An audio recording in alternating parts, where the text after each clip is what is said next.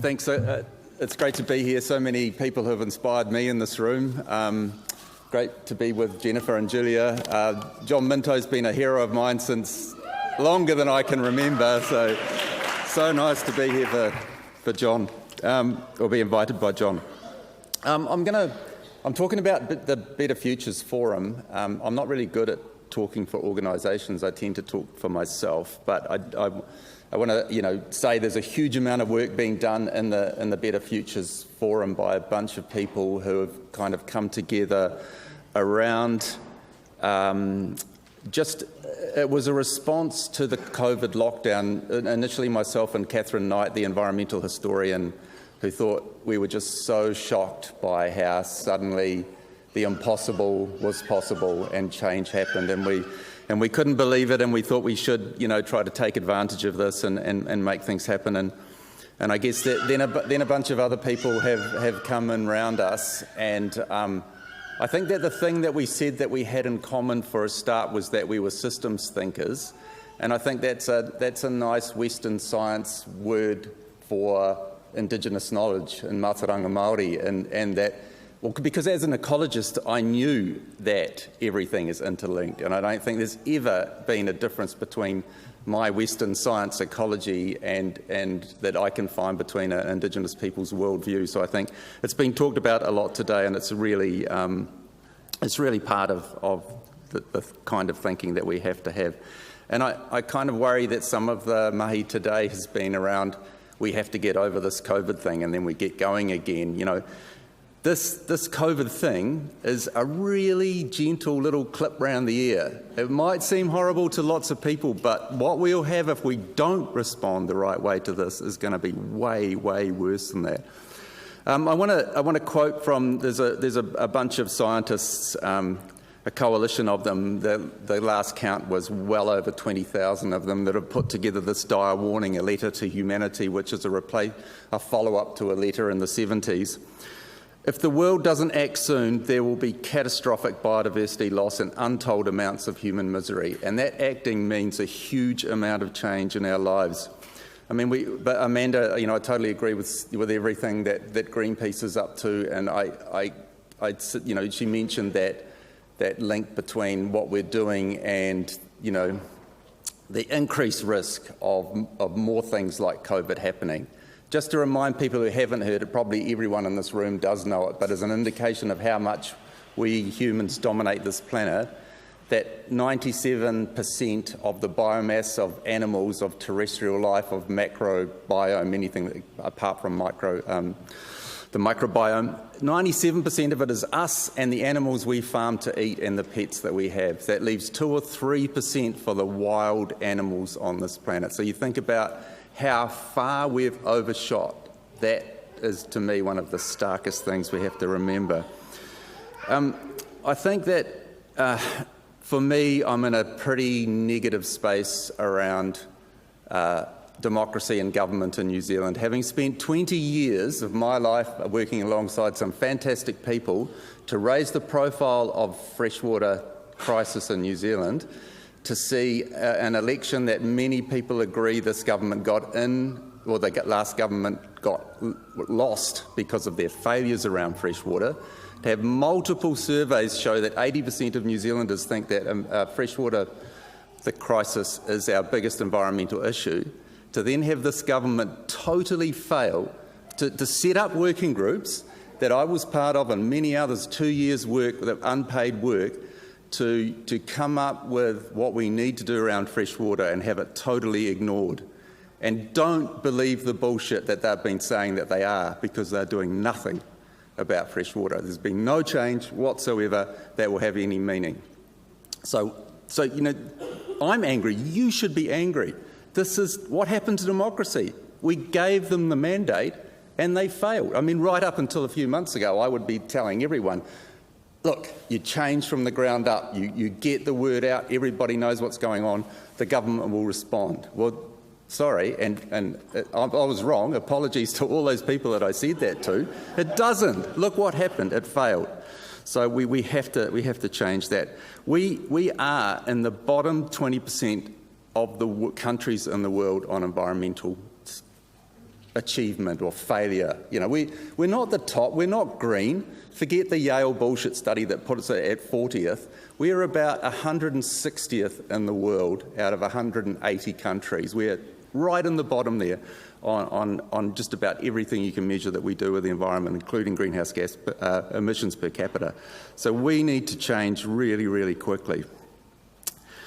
One of the things that's worrying me is this just transitions idea. I mean, totally support a just transition. But what I'm seeing, and I'm seeing it come from industry, is they're setting up this situation where, and I'm worried about the unions here and their involvement in this as well, that we can't make the changes if it impacts poor people, right? Or you know, any group who are going to be worse off because of the changes that we make. That's inequality. That is a separate issue. We have to deal to inequality.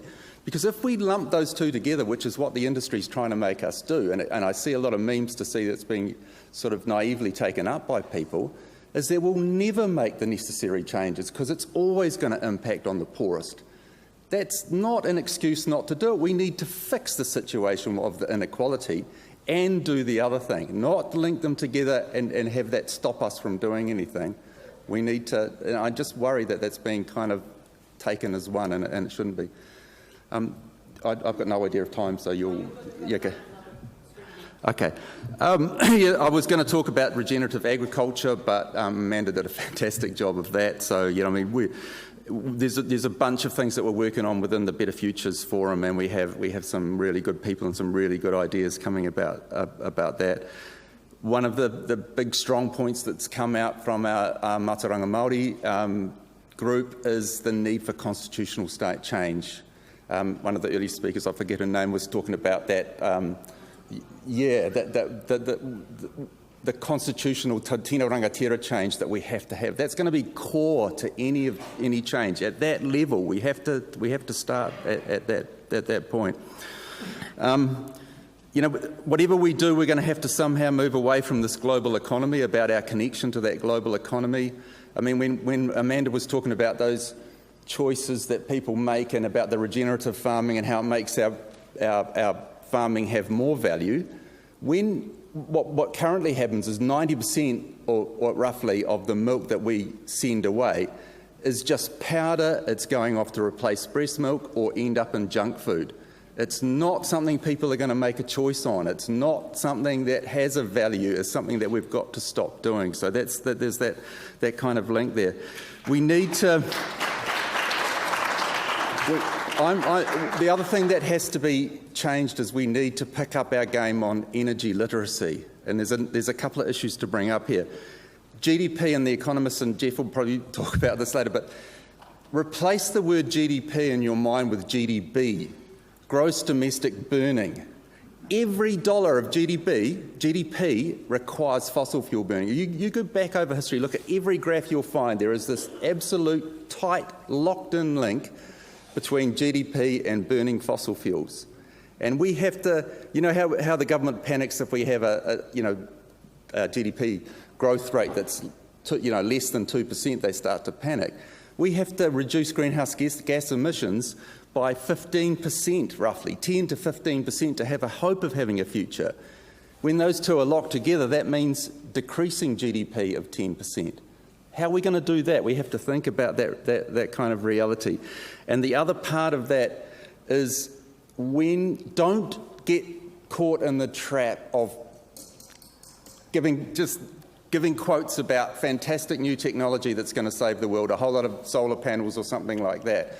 Because all that does is worse than denial, is that people think this magic technology is going to mean that we don't have to change.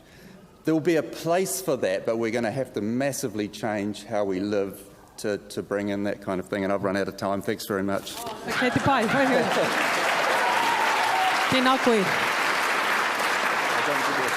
Yeah, got a lot of speakers. So, look, just briefly though, why you mentioned before that the thing about the fresh water and that you thought that was going to go through, you gave them the evidence, it was all put there. Why didn't it happen? Oh, it didn't happen because of the power of the ag industry. So the Ministry for the Environment, and this is getting filmed and I'll probably get sued or something, but the Ministry for the Environment set up these working groups, Kahui Wai Māori, Science Technical Advisory Group and the Leaders Group, told us we were going to shape this new national policy statement. We discovered that they had had 16 secret meetings with the ag industry, only because we got leaked it through a completely different network from Fed Farmers got too excited and shared it. So while pretending and playing a game with us that we are changing it, the Fed Farmers guys are skiting that they're writing the policy for fresh water. So it was a fait accompli. Yeah. So the consultation. It's the power of, the consultation was the box-ticking game that they play, like the Welfare Working Group and the Tax Working Group. Let's pretend that we're doing this, but we're doing this other thing. Kia ora. Yeah. Ko mai te paki to Mike and Better Futures Forum.